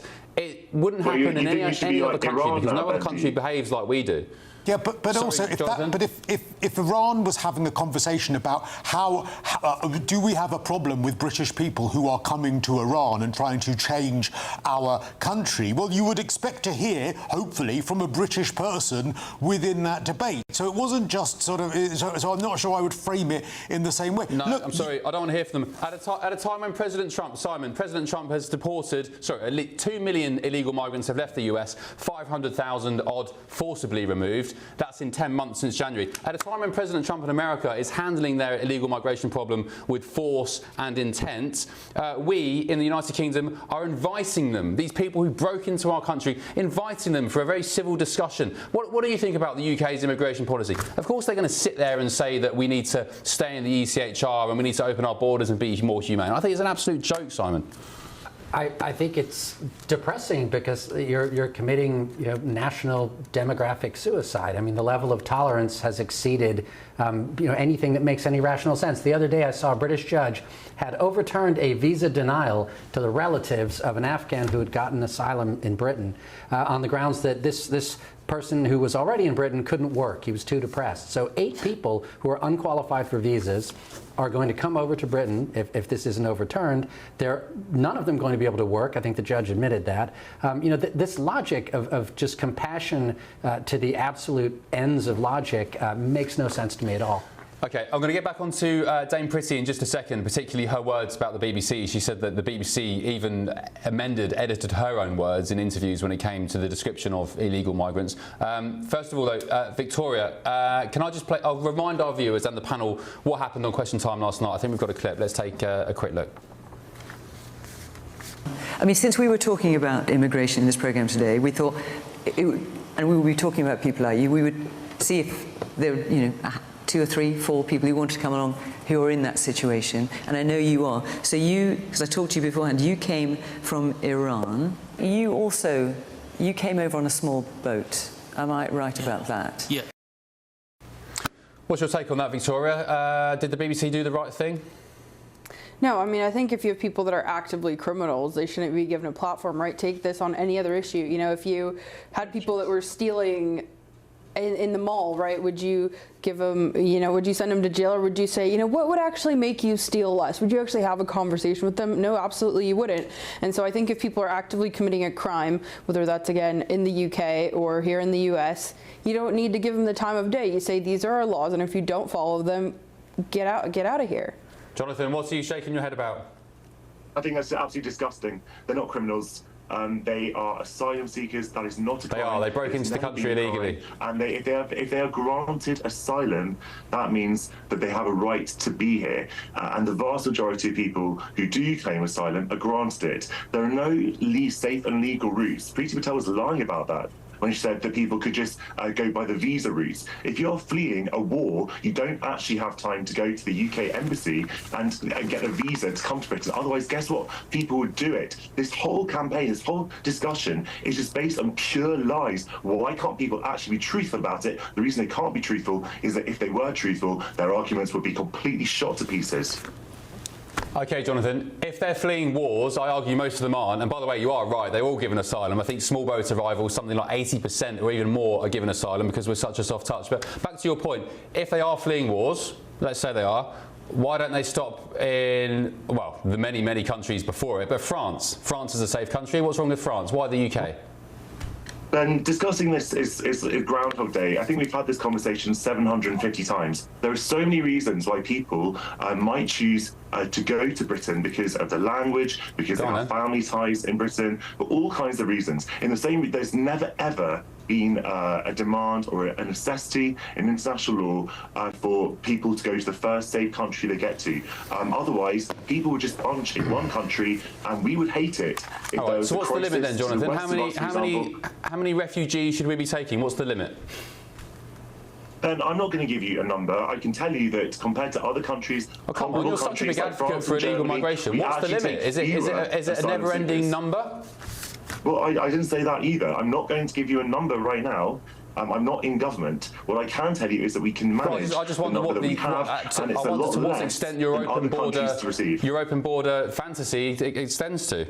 And this is words that you're putting into my mouth. I've never said I'm in favour of open borders. Find me an example where I ever said I was in favour of open borders. Obviously, every country needs to have some kind of limit to the number of people who can come for capacity reasons. And Britain is a small island.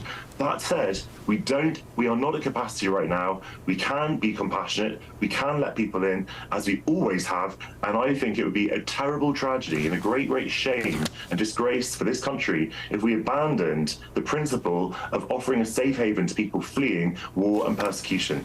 All right. Okay, can I jump in? I want to hijack this debate with you, Jonathan, but last word to you. Sorry, Christo, 1 second. Last word on this, Jonathan. You say we're not at capacity. The housing waiting list all across the country runs into the tens of thousands. Down in Brighton, it's something like 25,000 where I live. There is no room for illegal migrants. There's no room for even British people to have homes. So where are they going to go? Ben, the government has not been building, and successive governments have not been building enough homes. I agree. So knowing that, where are they going to go? It simply is not the fault of migrants. I agree with that. Governments of all colours haven't built houses, so we've got a housing problem. Where are the migrants going to go?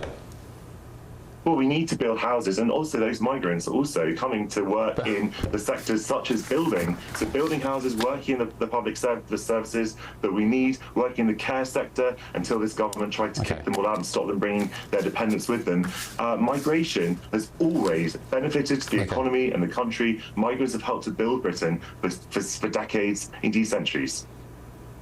Nonsense. GDP per capita is contracting at a time when immigration is absolutely exploding. Simon, last word to you on migration, just before we move on to the beat. The net cost of the people that Britain is letting in, and many of those who the United States are letting in, refugees, is over a lifetime fiscally negative.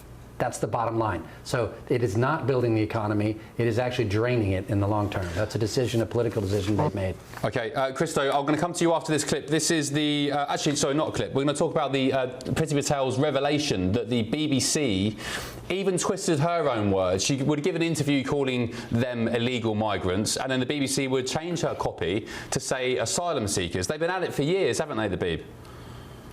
Yeah, I mean, I think that the report that we heard, the Prescott report as well, outlined so much of that. And the problem is, you know, look, I'm a fan of free speech. I'm a fan of balanced debate. I'm a fan of hearing all sides. As I know, the reason you've got someone like Jonathan on tonight, who you've been viscerally disagreeing with, is because you are too. That is a part of debate. That should be the job of the BBC. The problem is the BBC does have people there that take editorial liberties when it comes to those things, and they want to put their own stamp based on their bias and their prejudice. Now, OK, there have been times that they have apologised for it, but there have also been times where they have known that they have been doing it and they have not done anything about it. The Trump clip is one of those examples, and as we've just heard from Priti Patel, that's another one of those examples, and it's not on. Yeah, what did you make, Christo, of President Trump's repost on Truth Social yesterday? So somebody had posted, and this is the quote, "We have two options: deport every single third world migrant, illegal alien and America-hating visa holder, or surrender your nation the way the United Kingdom have and watch your society collapse in the coming years." President Trump reposted that, I guess, in kind of support of the kind of language on it. What do you make of President Trump reposting that? I thought it was interesting, actually, what they had said regarding their strategy as well, because I can't remember the precise phrase that was used, but it was essentially about the sort of reimagining, the re-engineering, the social engineering of Britain, and how much it has changed as a result of different cultures coming in and us losing our own identity. I think that that's reasonable. I think that that's pretty extreme language from President Trump. It's one extreme or the other, but for America to be looking at Europe as a strategic partner and saying, you know what, we don't know if we're going to be able to guarantee Europe is going to be an ally of ours in the future because of the vast demographic change that has taken place in Europe. My word, I think that that's incredibly worrying, but also something that I think many of us that have been talking about this in a reasonable way for years have been shouted down on. Victoria, as an American, how did you feel seeing that post from your leader? I mean, again, Trump is known for his choice of words where he doesn't mince his words. He doesn't try to be politically correct, unlike the BBC. And, you know, I think this is a debate that we have in the media all the time, right? Is it illegal alien or is it illegal immigrant, right? Right-wing outlets here will use illegal alien, but some left-wing outlets won't use that verbiage. You talk about transgender, you know, is it gender-affirming care, or is it people being, like, borderline mentally, you know, having mental issues? You know, is it right? When you talk about women's issues in that vein, the left will use words like chest feeding. I don't think that's free speech. I think that's, erasure of biology and history. And so, I think if you use words that are truthful, sometimes the truth hurts, right? We all know that song, Truth Hurts. The truth does hurt, and I think that too often in our public discourse, whether that's in politics or media or the intersection of the two, we try to dumb down our language, which in turn, I think, dumbs down the intensity of certain issues. And I think if issues are important, I think we should talk about them in the most kind of aggressive way, even if it does kind of, be like a cut across the ear in a not the best way. Yeah, not PC.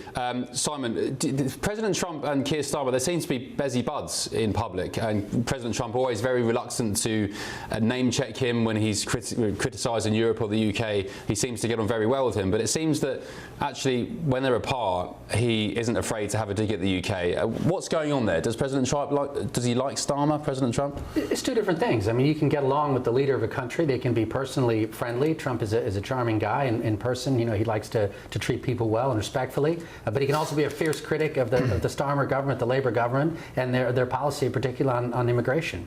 You can do two things at the same time. Jonathan, last word to you. I do appreciate your company tonight, by the way, Jonathan. I'd rather have 2 hours of speaking to people actually who I disagree with and having a bit of a debate and a row than living in an echo chamber, believe it or not. What do you make of President Trump's post, Jonathan? Well, your other interlocutor said the truth hurts. Well, this truth is really hurtful. America is now run by an unabashedly, nakedly white nationalist, white supremacist administration. And they could not be more clear, more explicit about it. They do not like people who are not white. They want to get rid of them. And for people, someone like Priti Patel, whose parents or grandparents came from one of those very same quote-unquote third world countries that Donald Trump is now saying, I find it completely extraordinary and pathetic that she would be so keen to be sycophantic and licking their boots when they've feel nothing but disdain for someone like her. So just to be clear, you have an administration with people like Kash Patel, whose father was exiled from Uganda for being, I believe it was Hindu. You have people like Lori Chavez DeRaymer, of course, a Hispanic last name with her heritage. And you have people like HHS Secretary Scott Turner, very high-ranking officials in the Trump administration. J.D. Vance's wife, who's what, she Hindu? Trump is a white supremacist. And they're just saying that they want to get rid of them all. Sorry, I mean, they are using this language themselves. How do you look at the makeup of Donald Trump's cabinet and say that? I'm not putting words into their mouths. How do you look at the makeup of Donald Trump's cabinet and say that? Them on the internet. I'm not saying anything for them. They are saying it themselves. If you don't want to accept it, that's on you. Well, Jonathan, so is your point that if you come from a certain background, if your parents have been immigrants, if they've been asylum seekers or illegal immigrants, as people would say themselves, that means that you can't hold certain views? You can't have concerns about illegal immigration? I'm not saying that, Christo. You are saying that because I'm not saying that, Christo. Let me say what I'm saying, Christo, if you don't mind. What I'm saying is that people can be racist, they can be white supremacists, they can be fascists, they can be anything they want. But when people say, when the President of the United States is saying that we should deport people from the third world, that means people from the third world and presumably their descendants as well. I think we just have to be absolutely clear what the President is saying right now, rather than trying to dance around it and pretend that he didn't say what he actually said. I don't see why. Why did you have to bring in Priti Patel's background then and the background of others when talking about Donald Trump's policy? Why did you need to bring that in? Donald Trump is saying that he wants to deport people who come from the countries that Priti Patel's parents came from. I think that's a valid contribution to the debate when we're talking about what the President actually says he wants to do. And if she supported that, if she was someone who supported that, or as many other people with different... If you let me finish, I let you finish. If she supports that, or many other people, as Victoria's just outlined, in his cabinet support that, would you call those people who are of different ethnicities who support Trump, would you call them white supremacists? Yes, I would actually, yes. Well, that's ridiculous, because what you are doing then is applying... Whiteness isn't about Christo, we can have a long conversation about the history of colonialism and racism if you want to. I don't think there's time. No, but you what don't you have are- to be what- white in order to be a white supremacist. Sorry. What you are doing is you are attributing only certain correct opinions, correct in inverted commas, to people that they are allowed to hold based on their skin colour. There is a word I'm for not. that, I'm Jonathan. saying, I'm saying the opposite of that. If you actually listen to what I'm saying the opposite. I'm saying sorry. anyone can be a white supremacist. It's equal opportunities racism, Christo. Anyone can do it. Jonathan, can I ask you? Do you think, bearing in mind President Trump's stance on trans issues and so on, do you think President Trump is homophobic or transphobic? I certainly think he's transphobic. I don't think he's homophobic. Okay, Jonathan, thank you very much. Sorry, I have to ask you this as well. Very last question. I'm sorry to kind of. It's just to lighten the mood after a pretty intense debate, and I do appreciate all contributions. Somebody has said, "Have you sold your furniture, Jonathan?" I am currently in a hotel room, Ben, and there wasn't a chair that was high enough. That's a very banal reason. I felt your pain many times. I can't give any tips really. If you've got some books, maybe balance them. But yeah, no, I feel your pain. It's happened to me a few times. Jonathan, thank you. Merry Christmas if I don't see you, and take care of yourself. Merry Christmas, Christo, thank you very much. You take care of yourself as well. Sweet dreams. gbnews.com/your say. Let us know what you think about that. We've got some rights of replies to give you now. I bet you can't wait for these.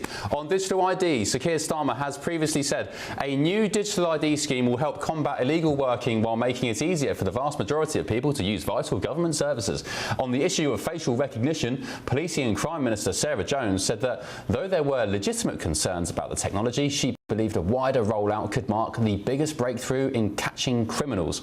On the issue of scrapping jury trials, David Lammy has previously stated that the changes are needed because the previous government had cut court sitting days, adding that magistrates already deal with the vast majority of UK trials. Ready for more? On the issue of BBC Question Time, a spokesperson has told GB News, as immigration continues to be a primary concern for people in the UK, Question Time held a special episode in Dover with panellists from across the political spectrum and the local audience with a range of views and experiences. Over 20 audience members asked questions and contributed to the debate, including two people with direct experience of the asylum system in the UK who have been granted refugee status. There's more on claims made by Priti Patel that the BBC is the Hamas Broadcasting Corporation. A spokesperson has previously stated that where mistakes have been made or errors have occurred, we have acknowledged them at the time and taken action. We've also previously acknowledged that certain contributors should not have been used and have improved our processes to avoid a repeat of this. GB News has also contacted the BBC over allegations the corporation crafted a misleading narrative around illegal migration during Priti Patel's time in office. A spokesperson has told us the BBC is committed to reporting the topic of immigration accurately and impartially. We're not aware of the instances being referred to, but if there are specific examples brought to us, we will look into them. No, there's more. I can't believe this. On the issue of delaying mayoral elections, the government argues that more time is needed to reorganise local government, adding that various arrangements are being put in place to ensure all elections can take place at the right time. Still ahead on The Late Show Live.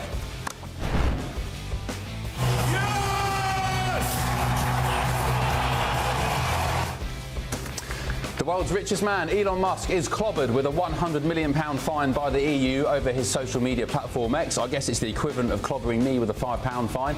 But there you go. Also tonight, here's a story you definitely don't want to miss. I actually had someone nominate you from this store and said you're very hardworking. Well, I try to be. I'll be speaking to the influencer behind a viral campaign that helped that US Army veteran finally retire. The amount raised is truly staggering. And do you know what? I'm so happy for that guy. I can't wait to tell you the story. This is The Late Show Live, only on GB News.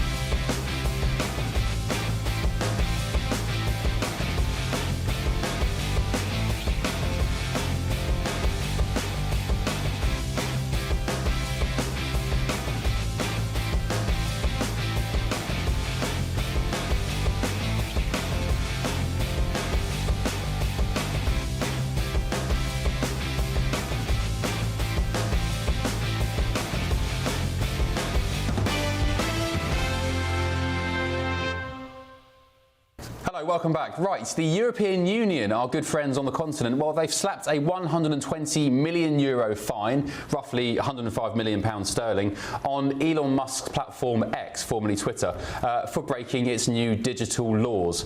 Brussels says the penalty is split three ways. €45 million for introducing the paid-for blue tick, which they argue misleads users about who's actually verified. €35 million for breaches of advertising rules, and €40 million for refusing researchers access to data. The decision has triggered outrage in Washington, with the likes of US Secretary of State Marco Rubio taking to X to say the European Commission's fine isn't just an attack on X, it's an attack on all American tech platforms and the American people by foreign governments. The days of censoring Americans online are over. And Elon Musk himself has agreed with Rubio's sentiments by replying to that post saying, absolutely.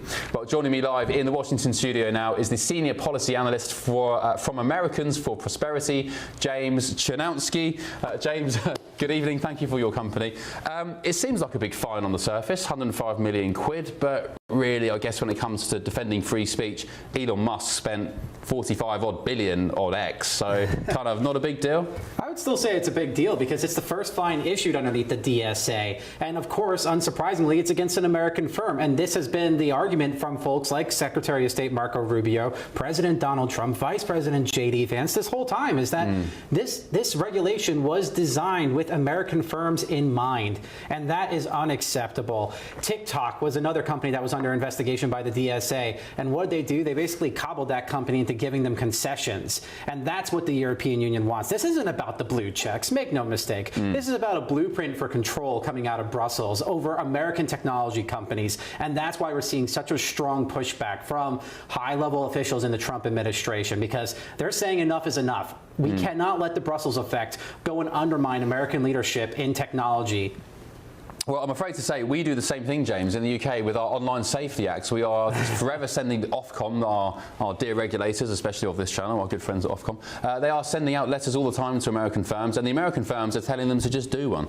Yeah, understandably so. If I was getting one of those letters, I would also want to tell them to pound sand, because it is just unacceptable to me that this foreign regulator is coming to tell me how my product is supposed to be designed when I'm hosting speech, when I'm going and being a platform for helping a conversation unfold, right? And what Ofcom is doing and what the EU is doing is trying to say, no, we are the minister of truth. We get to go and decide what is allowed online. Yeah. And mind you, on the blue checkpoint, just to circle back to that, they want to say it's deceiving. But mind you, we are almost in 2026. Elon Musk changed the blue check kind of format structure back in 2022. This is not some new thing here. Just explain for viewers who aren't familiar with the blue, what are we talking about, the blue check mark? Yeah, so historically the way that the blue check system worked on Twitter was that if you were a notable person, right, so like a journalist or the President of the United States, a member of Congress, etc., somebody who was noteworthy, you would have the blue check assigned to you. When Elon Musk took over, as he likes to popularly say on the platform, Vox Populi, Vox Dei, right? Yeah. He wanted power to the people, so he democratized the blue check. Anybody could get it, and it was a paid feature to get access to other things within the platform in and of itself, right?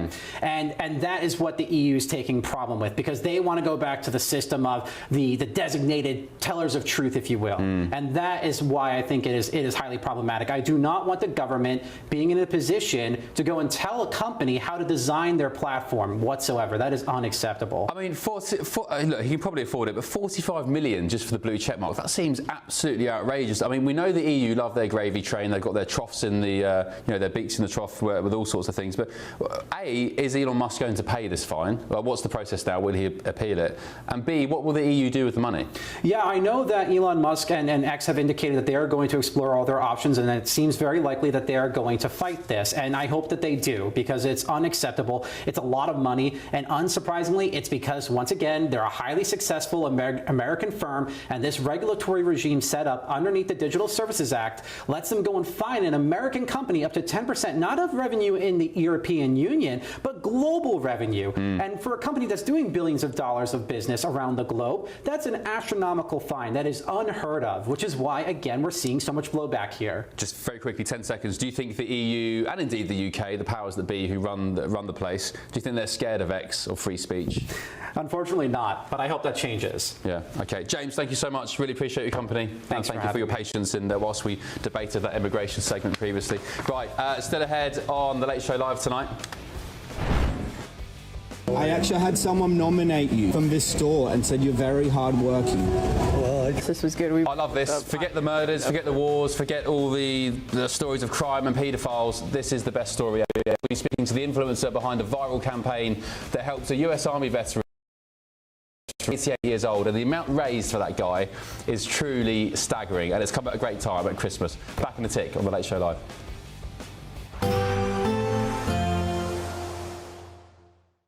Expect warm spells with the odd eruption. Box Boiler sponsors the weather on GB News. Good morning, this is your GB News weather update from the Met Office. Now, tomorrow for many does look like the wetter day of the weekend, but that's not to say today is going to be dry. No, not at all. There is plenty of showery rain around. Outbreaks of showery rain sweeping through on relatively brisk winds. There will be some bright, maybe even sunny spells for a fair few of us in between those showery bursts, but some of those bursts could be quite heavy, particularly around western areas. Some hail, some thunder mixed in with them too. Now, temperatures, if anything, are going to be a little bit above average for the time of year. High single figures, low double digits towards the south. But when you factor in those brisk winds, it's not going to feel especially mild at times. As we go into this evening, not a huge amount changes. So around the Northern Isles is staying a mixture of some drier periods, but also plenty more showery bursts of rain. Similar across western Scotland, further east across mainland Scotland, a little bit drier, some clear spells as we go into the start of the night. Showery rain affecting much of Northern Ireland and particularly around northern and western parts of England and Wales. Further south and east, a little bit drier here, fewer outbreaks of rain, not totally dry, but a bit drier, that being said. Now, as we go overnight, a lot of the showery bursts of rain are actually going to ease and clear away. There will be some drier, clearer, quieter weather for a time, but across parts of the southwest, things are going to turn increasingly cloudy, wet and windy as a system pushes its way in. Here, it's going to be quite mild. Elsewhere, with that calmer weather, temperatures dropping a fair bit lower than they did last night. As we go through tomorrow, that rain in the southwest will spill gradually further north and eastwards. Now, it is going to be quite persistent and could also turn heavy at times, particularly across Northern Ireland, where we've seen some recent impacts from the heavy rain, and then also elsewhere as it makes its way north and eastwards. Watch out for some heavier bursts. Something a bit drier following in from the southwest, but still some outbreaks of rain mixed in, and temperatures, well, similar to today. Expect warm spells with the odd rude interruption. Box Boiler sponsors the weather on GB News.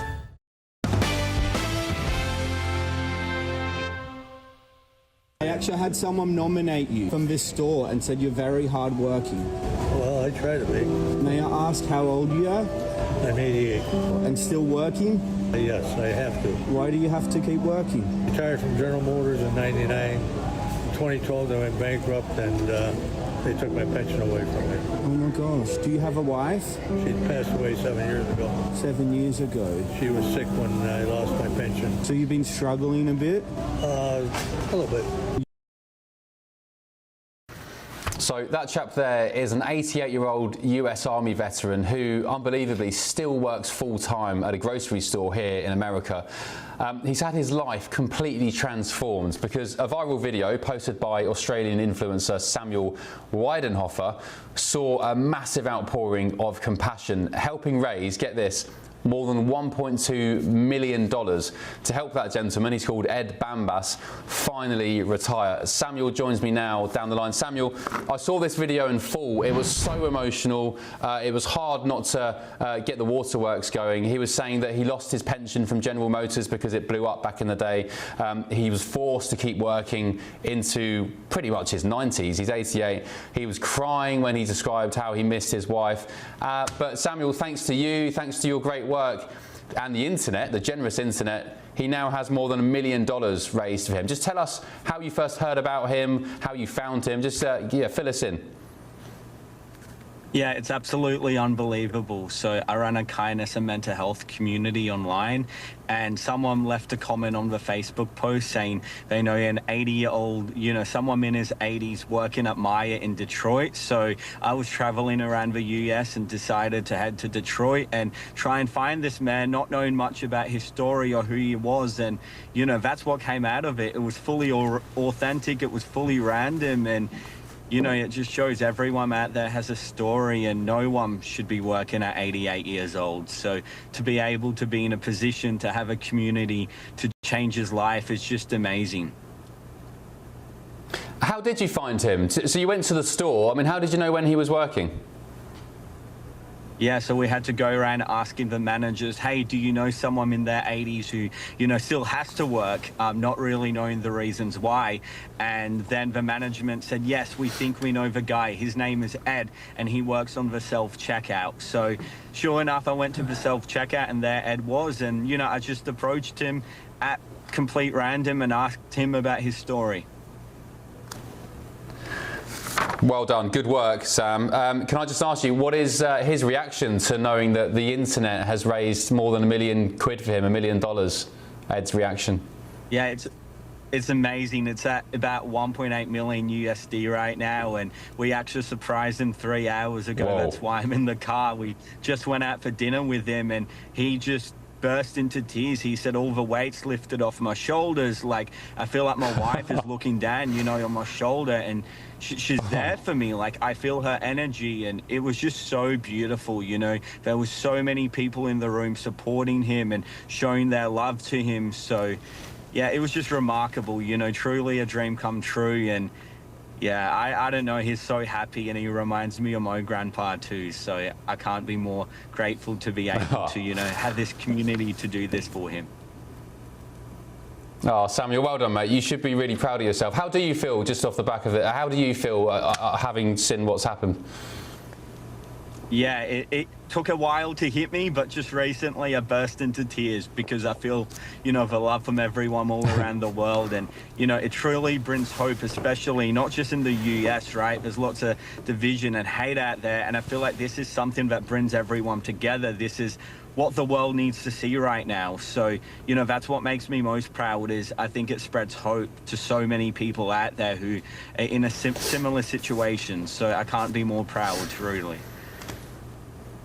Well done, Samuel. You're a good guy, clearly, and I'm glad, bask in what you've done. You've done a great thing here. The internet's done a great thing. They've been so generous, and give our best wishes to Ed. I'm glad that he can now finally retire and enjoy his best years. Thank you, Samuel. Take care of yourself. Right, gbnews.com/yoursay. Lots of you.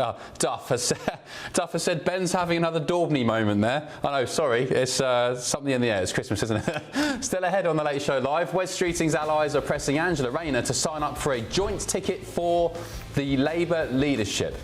Let's delve into some of the main stories on the front pages in just a sec.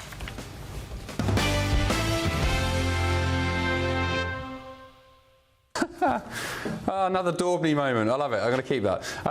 My panel here, the political reporter at the Daily Mail, Victoria Churchill, and Senior Research Fellow in Border Control and Immigration, Simon Hankinson. Welcome back, panel. What shall we talk about? Should we do this one on the front page of the Telegraph tomorrow? They've revealed that Wes Streeting's allies are pressing Angela Rayner to sign up to a joint ticket for the Labour leadership. Under the proposal, the former Deputy PM, Angela Rayner, would be promised a cabinet role and perhaps a return to her previous role as Deputy Prime Minister if she backs a future Streeting leadership. Simon, I guess maybe... Oh, Christo's here as well. Christo, hello. You popped out of nowhere. What do you make of this, Christo? I'm not...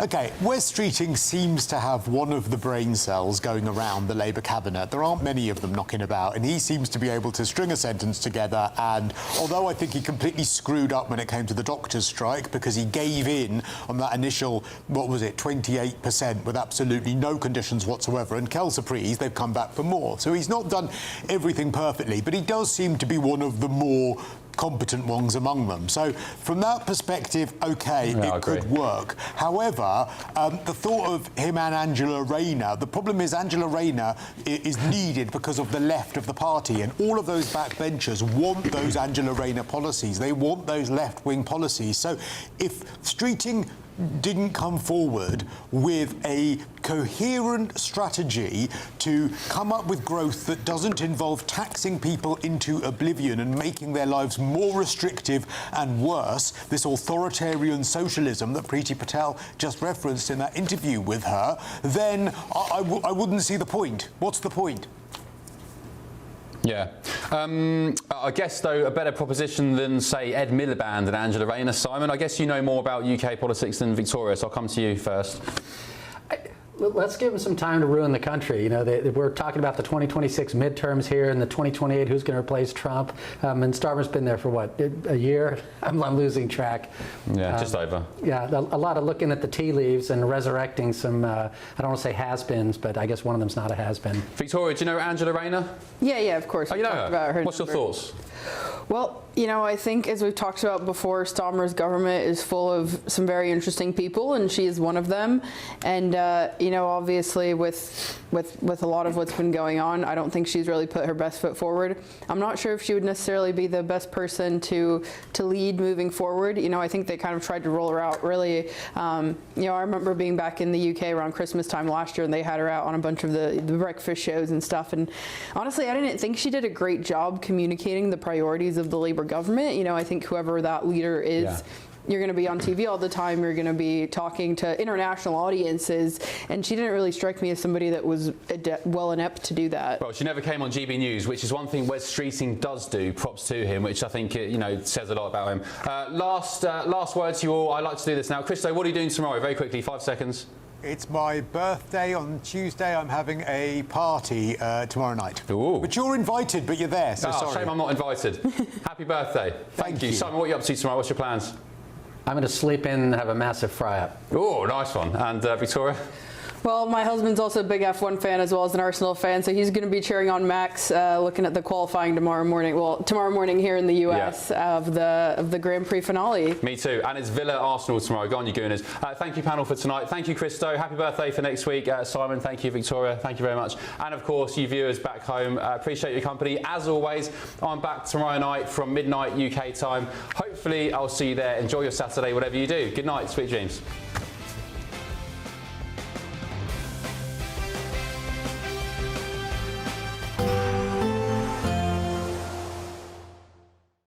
Today, clouds overhead, total zen within. Boxed Solar sponsors the weather on GB News. Good morning, this is your GB News weather update from the Met Office. Now, tomorrow for many does look like the wetter day of the weekend, but that's not to say today is going to be dry. No, not at all. There is plenty of showery rain around. Outbreaks of showery rain sweeping through on relatively brisk winds. There will be some bright, maybe even sunny spells for a fair few of us in between those showery bursts, but some of those bursts could be quite heavy, particularly around western areas. Some hail, some thunder mixed in with them too. Now, temperatures, if anything, are going to be a little bit above average for the time of year. High single figures, low double digits towards the south. But when you factor in those brisk winds, it's not going to feel especially mild at times. As we go into this evening, not a huge amount changes. So around the Northern Isles is staying a mixture of some drier periods, but also plenty more showery bursts of rain. Similar across western Scotland, further east across mainland Scotland, a little bit drier, some clear spells as we go into the start of the night. Showery rain affecting much of Northern Ireland and particularly around northern and western parts of England and Wales. Further south and east, a little bit drier here, fewer outbreaks of rain, not totally dry, but a bit drier, that being said. Now, as we go overnight, a lot of the showery bursts of rain are actually going to ease and clear away. There will be some drier, clearer, quieter weather for a time, but across parts of the southwest, things are going to turn increasingly cloudy, wet and windy as a system pushes its way in. Here, it's going to be quite mild. Elsewhere, with that calmer weather, temperatures drop